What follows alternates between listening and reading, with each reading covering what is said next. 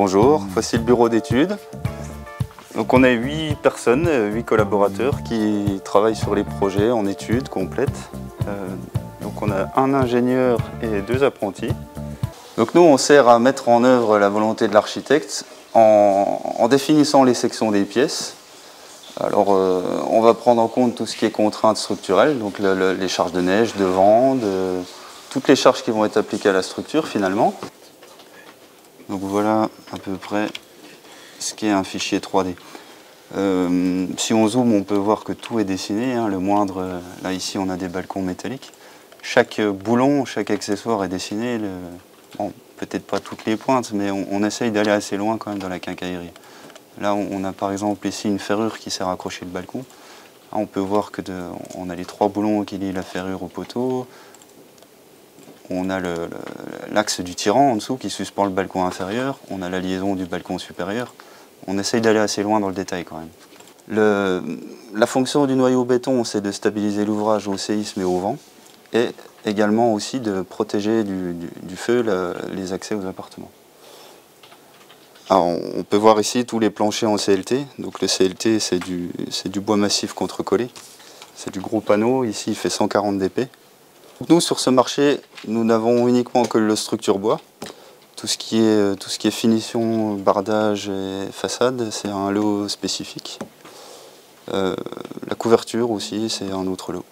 Voilà, donc on retrouve ici Xavier qui s'occupe du bureau méthode, en parallèle de l'atelier. Alors ici, il récupère nos fichiers 3D pour préparer à la fabrication. Donc tout ce qui est lien entre le 3D du bureau d'études et la fabrication en atelier. Bonjour, bienvenue dans les ateliers de Charpentouot. Donc c'est ici que nous assemblons toutes les pièces qui seront ensuite montées sur les différents chantiers. Donc venez avec moi, on va entamer la visite. Donc ici nous sommes dans la partie de machines traditionnelles, donc avec raboteuse, déligneuse, toupie, etc. Donc là nous voici avec Cédric et Michel, donc qui sont en train de passer des pièces d'angle par exemple pour du bardage. Cette machine qui est ici est donc destinée à débiter des murs ossature ainsi que de la petite charpente. Tous les programmes ont déjà été faits donc, par le bureau des méthodes. Ainsi, toutes les pièces seront totalement usinées et coupées de longueur pour qu'elles soient assemblées par la suite.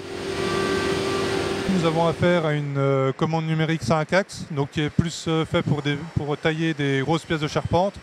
Donc comme vous pouvez le voir ici, avec des pièces de bois qui sont destinées au chantier de Saint-Dié +10, qui est Carnot, où on peut faire toutes sortes d'usinages, des poches, des perçages, etc.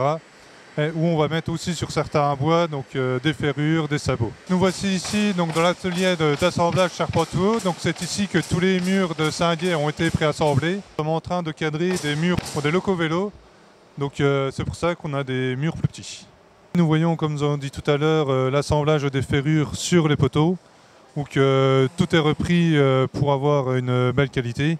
Donc par exemple ici nous avons un poteau pour le chantier du parc Astérix côté de Paris.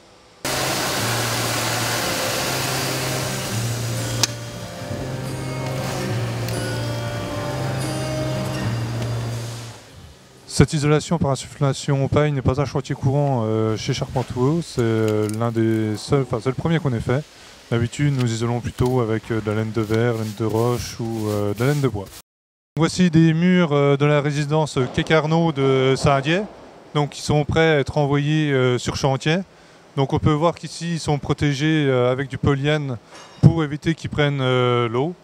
Donc tout est déjà prémonté en atelier jusqu'au sangle de levage, où sur chantier ils n'ont plus qu'à gripper les sangles pour mettre les murs un à un. L'avantage de travailler ici, c'est qu'on n'a jamais 2 fois le même chantier, tout est toujours différent.